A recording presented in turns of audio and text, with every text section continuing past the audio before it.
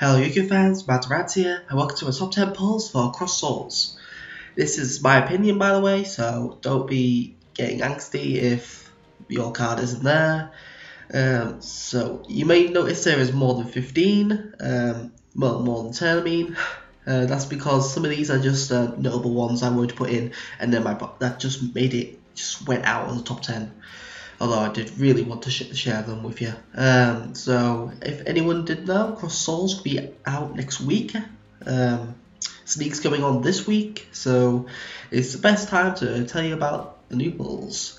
So let's go into the notables first of all. Ranko Magic Revolution Force, just as a side deck card for against Burning Abyss. When they've used up their Dante, before they can go into Download, you could use this card to go into a Raid Raptor, Rise Falcon, or Falstrix. Falstrix would be a bit useless, but both of those are useless, but it uses up their Dante, so they'd have to get rid of it. So it could be a nice playable card in your side deck. You never know, you might not want to run it, but it's a nice card. I just like it in general. The next one is Necros of Sevilla. Although she's a bit underrated because she's a bit hard to get out, because you need 3 monsters of different types, and you don't have to be Necros, but it's better to be Necros because it's more searchable in that sense. But I'm including her because of the main phase 1 effect. By discarding her in a Necros spell card, during this phase, your opponent cannot special summon from the extra deck. This can slow down your opponent if they are heavily based on the extra deck, so that it can at least protect you in the sense of like Valkyrius. So they can't bring out their boss monsters to smash your wall, and you can prepare for their next plays, and they won't be able to bring out that much of an elaborate board. Well, hopefully. So we could see play in that sense. You're probably not gonna see it actually summoned.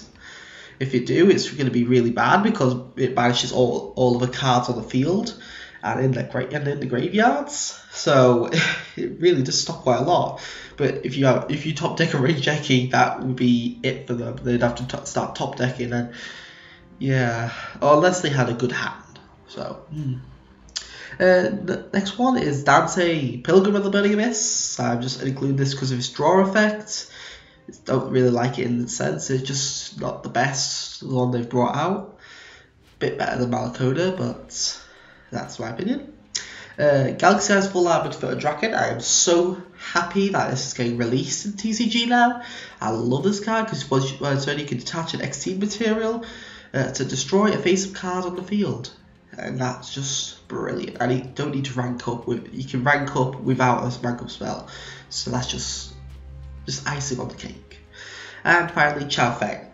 Chao Feng, the Illusion of the Yangtze, is a super rare, which really just surprised me that they are releasing it as super rare. Because when it's synchro summoned, your opponent cannot activate attribute effects of the same attributes used for the Yangtze summon, and also when it's destroyed, you can add a tuner from your deck to your hand, which has actually helped me in some Tomb duels. Because I used to summon it with 2 damage Shigirl and Violent Cube. I believe it's in one of the episodes. So yeah, and that's a super rare. Galaxy Eyes is a super rare. Dante is a secret. Necros of Sevilla is a secret and a ultimate. And Revolution Force is just a rare. That's the lowest rarity card on this whole set. Well, not on this whole set, just sort of this actual video. So into the top 10. As you can see below, top 10 is right here. And we'll go straight into it at number 10, being Tellarknight Melodious, or whatever it's called now. I think it's just called Melodious, or Melodious, something like that. I'm including this because of the fact that you can go into Soundtrack Infinity when it's released in the TCG. But beforehand, it's not that bad. It's a 2600 monster, and you can easily get it out with Salsa S. And you can rank up into Constellar Melodious, which is always good, especially if you're doing a rank 4 deck that's only rank 4s. You bring out that rank 5 Constellar Melodious. It's really nice. Or any other of the rank 5s. There's quite a few of them that are quite good. Next one, number 9, is El Shaddai Anomaly, or what she's now being called. because they always change. Konami always changes the name, sometimes absolutely horribly, sometimes just minor. This one is the Water Fusion. Originally, apparently, according to Asian Eyes, there was a discussion saying that it was supposed to be Trishula's effect on this one, but no. Its effect is neither player can special summon monsters from their hand or graveyard with spell trap effect. So this stops Call the Haunted, Monster Reborn, which is not legal, but it's the only ones I can think of at the present moment. Photon Lead, well, and Necros. It's a very bad card for Necros to come against, because how can they ritual summon with it out on the field? This is probably where you'll see most play. It may hype because of this. And the typical effect when it's sent to the graveyard at target a spell should not spell trap in your graveyard and your hand. So that's always good. Blind Telemos will be an Ultra, and I believe an Ultimate as well. And Lomolith is only a secret. It may be an Ultimate. I believe it's not. But yeah, it's secret there at least. Next one is Lose One Turn. Some of you may think this should have been higher in the list because it's all getting hype because it's anti-meta. But I don't really like this card that much. It's good, don't get me wrong, it's good, but I probably will use it in Percentages if I have chance. But it's just a bit. It slows them down, but it doesn't stop the threat. It stops cards that have, like, if you're using Star Threats, it would stop your exceed ability to draw cards by popping them. And it also switches them to defense mode, so it makes them an easy target. But it's not gonna solve the problem. It's not like Vanity that stops it completely. It just slows them down. So I just don't think it's that high on my list. Number 7 is Zephrabron, or Zephrabron, or Zephrabubin, apparently. So this is the only Zephyr monster on the list. The Zephyr Tuna, well, the one that turns into a tuna, was just a bit lower on this list, about 20 area. So this is the only Zephyr monster, and also Oracle was about 16, same for Galaxy Cyclo was about 17. But yeah, Zephyr Vuban can pop a Tellarknight to destroy one face-up card your opponent controls, which is always nice. You can summon it out with well, if you special summon it, it doesn't gain its effect, so you can't do it with Altair and Vague, because that would make it a bit broken. But yeah, it's an alright card. It's probably going to be one of the money cards for the Zephyr if you're making Zephyrs, except for the Oracle itself, because that's the Searcher. But yeah, on to 6 is Infernoid Shaitan, or whatever it's now being called. They changed the names so bad, and it hasn't been updated to show you them. This one is one of the little ones. You only need to banish one Infernoid, like Antra. But this one is very nice in the sense that you can tag one second card on the field, shuffle it into the deck. Bit like a combination of Wild Tap and Night Beam. So it just destroy the card. It just shuffles into the deck, but they can't activate it in response to this effect. So that's nice in that sense. And if you keep making them the deck bigger and bigger, they're not going to get the right cards out. It may slow them down enough for you to win with them.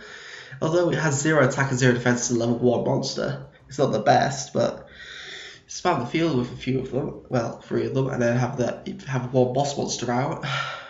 You can get rid of their trap defenses, and then you have targets to tribute for to stop everything else.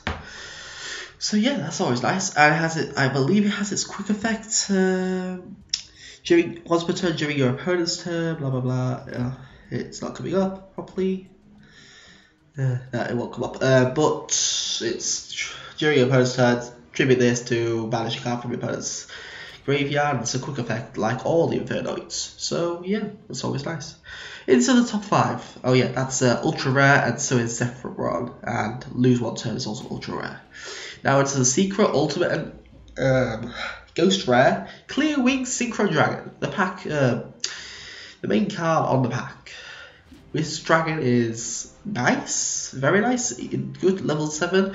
I don't think it will replace Black Rose as the prime level 7 monster you'd want to bring out, but it's definitely up there with Yazi, because that's generic as well. So yeah, a new generic synchro monster, very nice. Once per turn, during either player's turn, when another level 5 or higher monster on the field activates its effect, you can negate it and destroy it. And it gains attack equal to that monster's attack. So this could be a danger for Shaddolls, or even Necros. Once per turn, when it's targeted, or even just one level 5 or higher monster is targeted, you can negate it and destroy it. So basically the same effects, but just slightly different wording just to make it even more viable. It doesn't stop Regikai, obviously, so there's that, but it's like a bit like Mirror Force Dragon. If you target it, stuff is going to really be bad. It's really going to hurt you. So yeah, a nice level 7 that can even power itself up. On to number 4. Ultra and Ultimate Ritual Beast Ulti Gaiapelio. I love this card because of the fact that it stops your opponent's plays quite dramatically. You can't tag it out like all the other Ritual Beasts because it needs a Ritual Beast Ulti monster. So it doesn't have that effect like the other ones. But do you really want to tag it out? It may make the Ritual Beasts more hand controlly. They want more cards in their hand than on the field or banished, because of this effect. If summoned this way, because if you summon it with bonds, it doesn't gain this effect.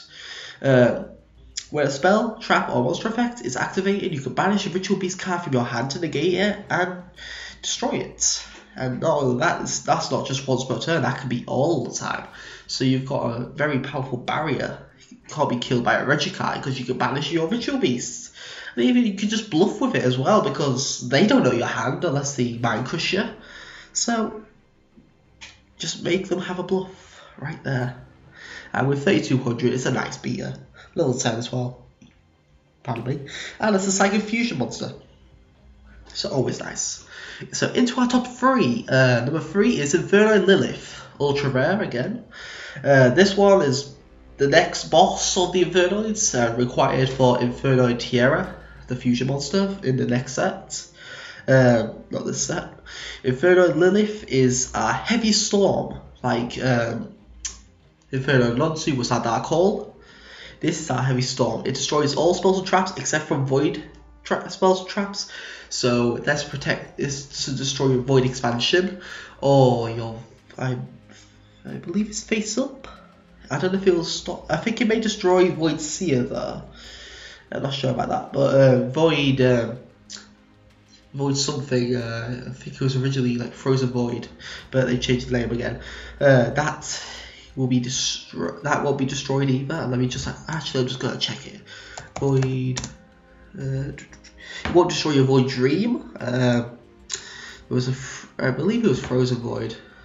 Oh yeah, it was Frozen Void. It won't destroy this either, and this was also getting released. You can discard one card to add a Void spell trap from your deck to your hand, which you can search out your fusion when we get it next time. Although it's not actually seen that much play in the UCG, so I'm actually quite surprised about that. Well, what I've seen in deck lists, I haven't seen any Void Dreams or any of the other ones, but you can see the Void monsters obviously. But yeah. He also has a protection with attack. When attacking, you can send face up card in the field to the graveyard to banish both battling monsters. So, and then you can reimburse with your Void trap card, which is Rising Void, which is alright. Not many people like it though. So yeah, it's a lovely monster to blow the whole field up. We don't have Happy's Feather Duster in the TCG. The best we're gonna get is. Best we have, I think, a bit like Fairy Wind. I think that's the best we got, or Storm. And this, when a monster effect is activated, you can tribute a monster to negate that, which is going to be very powerful against Tellarknights, as you can probably see. The other one, the Monsu, is protection against the spell and trap. So if you got these two monsters out there, you got a very high chance. Although it'd be hard to summon them both together, because most likely you would use Eye of the Void to do that. So we may see more play with Eye of the Void in that sense. Number two. Number two is Jar of Avarice. I've been testing this out in a Telenite deck, which seems some good play. I'm going to test this out for my Shaddolls, actually, because it can resupply all my Shaddolls, because I'm only running 10 Shaddol monsters. And that means my targets for Mathematician are very slowed down. Although I have made 2 changes to the deck, adding Angelo Cristia and Peripera Cerberus into the main deck. So yeah, but Jar of Avarice, target 5 cards in your graveyard, except Jar of Avarice, and shuffle them all into the deck, and then draw 1 card. And that means you can shuffle in your Vanity Emptiness, your Solemn Warning, anything that's at 1. You can shuffle that back into your deck, so you basically have 2 of them in the deck as long as you have a Jar of Avarice. And if it keeps coming out, you use 3 Jar of Avarices on that card 3 times. So it would be very weird if you actually did do that, but you could technically have 4 of that card in your deck. 4 Vanity Emptinesses. Just think of the horribleness that is. But yeah, Jar of Avarice, I love it because I think this is gonna be one of the hyped cards. It's a secret rare, so it's gonna be a bit hard to get, but it may be worth it. Just try running one to see how it works. Trust me, you'll like it. And number 1 is our hand trap, also known as Yuki Usagi, or as the Konami has killed its name. I believe it's Ghost Rabbit and Snow Ogre, or Snow Ogre Ghost Rabbit, whatever the fuck they changed it to. I apologise about that swearing. But yeah, during your player's turn, when a monster effect is activated, or when a face-up spell traffic card activates its effect, so like Clifford Scout, or I think Tenki may also do it. I'm not too sure on Tenki, because I don't think it activates at its activation. I think it activates secondly, because you get MST it and stop the effect first. But yeah, you send this card from your hand or from your side of the field to the graveyard, so you can summon it out with emergency teleport and have it as a little bit of a defense if you're really lacking in defense. And destroy that card. It doesn't negate, should mention, it's not like Effect Failure, it won't negate it, but it will destroy it. So it can actually stop cards like Leela, that's like Sworn Sorceress, because they have to switch to defense, then they can destroy it. If you can't switch to defense, how can you resolve the effect? So cards that need to resolve on the field are going to be most hit by this card, whereas Effect Failure is best for cards that will, well, also on the field, but it doesn't destroy them. It doesn't solve the problem in that sense. Neither does this, but this is the closest we're getting. And as I said, it's a psychic monster, so E-Telly is going to be bringing this out, possibly, and it's even a tuner, so, oh, well, like Effect Failure, but it's a tuner that you can bring special summon from your deck as level 3. That's just amazing. So yeah, this is going to be one of the hyped cards, obviously. Secret rare only, like Jar of Avarice, because I think the top 3 cards are going to get hype are Yuki Usagi, Jar of Avarice, and probably Infernoid Lilith, whatever they butchered the name to. And then these ones are going to get more or less some more hype. And lose 1 turn will get a lot of hype. Probably a bit of hype, but not that much, because it's going to be easily accessible, because it's got 3 rarities. This one's going to get decent hype. This one's going to get hype-ish, but going to be a lot more hyped when we get Cyber Dragon Infinity, which we don't get in this. No hype at all, unfortunately. But Sophia, probably not either. And then those ones may get some hype. Dante probably more. But it's not going to recover the benefits. They're really dead. But yeah, I hope you enjoyed this top 10. Well, technically top 15, but yeah, just to run through them again. Planetelemos, Anoleaf, Lose 1 Turn, Zephyrborn, Shaitan, Clearing Synchro Dragon, Ulti Gaia Pelio, Inferno Lilith, Jar of Avarice, and number 1, Yuki Usagi. So yeah, I hope you pull these cards, guys. It'd be just nice just to see, just pulling that card and then you see, oh my god, it's like money in your hands. Oh, Oracle Zephyr might be a hyper card because it's such a like the neb. But yeah, I hope you enjoyed this episode on Cross Souls. I'll be doing I'll be doing a sneak sometime this week. So I'm hoping to pull some of these, or at least one of these. Especially if I pull one of these two, I'm gonna be so happy, so happy. But yeah, please like and subscribe if you enjoy this episode for more content. Please comment below if there's anything you would like to see me do for this channel. Matt Durant, signing out.